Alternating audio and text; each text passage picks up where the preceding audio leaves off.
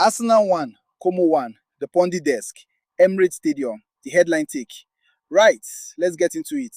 Because the scoreline says a draw, the shootout says a win, but the real headline tonight isn't the result at all.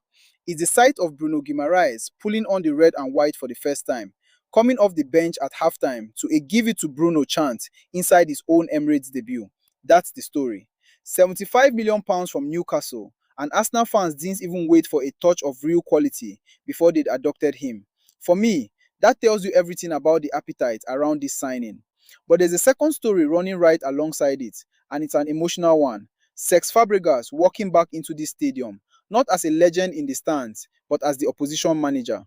Arteta called it himself before kickoff, saying it would be great to see Sex Fabregas again, and praising the job he's done at Como.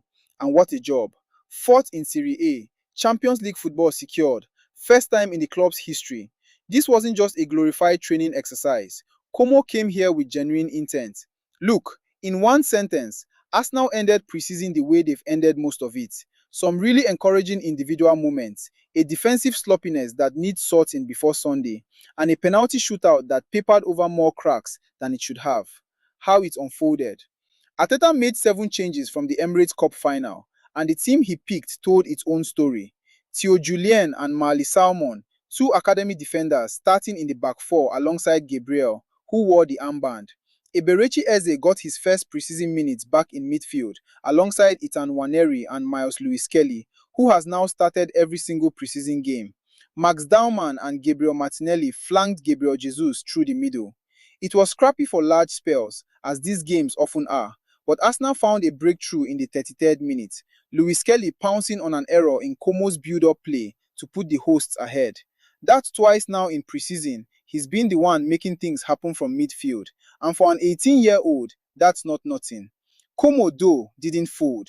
They are not here to make up the numbers. This is a Champions League squad now, and Martin Baturina, their big attacking midfield addition, found the equalizer right before the break to make it 1-1 at halftime. And credit to Como for not just sitting in and absorbing.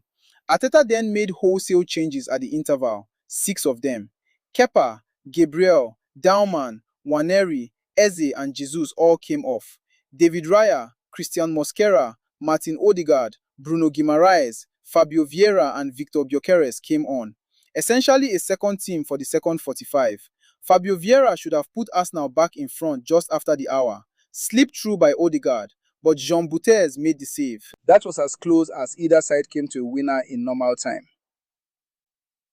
More changes followed on the hour. Merino, Havertz, Zolis, Madueke, White and Calafiori all introduced, and Havertz thought he'd nicked it late on, only for the flag to go up. 1-1 it stayed, and straight to penalties. The tactical breakdown. Here's where I actually think this game told us something. Arteta split it almost exactly down the middle. A settled-looking first choice adjacent unit for 45 minutes, then what was close to a second 11 for the second half, built around Odegaard and the new arrivals. That's not a team trying to win a friendly. That's a manager doing conditioning and combination testing 11 days before a Community Shield final. The goal itself is worth dwelling on tactically. Lewis Kelly's opener came from Arsenal pressing high and pouncing when Como tried to play out from the back. Exactly the kind of transition Arteta wants from his midfielders. Seeing an opponent's mistake and punishing it in a single movement rather than resetting possession. That's coaching showing up in a preseason friendly, and it's a good sign. Defensively, I want to be careful here. The reporting on Baturina's equalizer doesn't point to a specific individual error, so I'm not going to sit here and invent one just because a story needs a villain. What I will say is that fielding 2 teenage academy fullbacks either side of a makeshift back four was always going to carry some risk against a Serie A attack with genuine Champions League pedigree, and Como made them work for large periods of that first half. Player verdict, the pundit take. Miles Lewis Kelly, the goal is the headline, but it's the consistency that impresses me more. 5th preseason start in a row, and he keeps finding a moment to influence the game. He's not just a squad player being blooded anymore. Bruno Guimaraes, half an hour, a warm reception, and a couple of early touches that had the Emirates pouring. It's far too soon for a real verdict on the £75 million outlay, but first impressions, body language, how the crowd responded to him were exactly what Arsenal wanted from this unveiling. Eberechi Eze, his first involvement of preseason after being out, and he was substituted at the break as part of the planned mass rotation rather than being hooked for poor form. Fair to treat this as a minutes management exercise, not a red flag. Fabio Vieira, the one who should have had the moment of the night, put clean through by Odegaard and didn't take it. Butes made a smart save, but that's a chance a player fighting for minutes in a crowded attacking midfield needs to be taken. Kepa Arrizabalaga and David Raya both got exactly what they needed. 45 minutes apiece, with a shootout drama save for the closing stages, regardless of who was between the sticks by that point. Talking points of the game. Talking point 1, Bruno's bow. Timestamp, 45th minute. What happened? Guimaraes made his Arsenal debut off the bench to a rousing reception. The pundit take. This is the moment Arsenal fans will actually remember from the whole friendly. Everything else was preparation. This was the beginning of a story. Talking point 2, the shootout numbers don't fully agree. Arsenal winning the shootout 4-3, with misses from Madueke on Arsenal side and Morata and Ivan Smolchik on Como's side. Talking point 3, Fabregas returns. What happened? The former Arsenal captain took charge of the away dugout at the Emirates for the first time. Why everyone's talking about it? It's the first ever meeting between these two clubs, and it came with Arteta publicly warm about Fabregas' work, turning Como into a Champions League side. What Arteta got right? 1. Game management.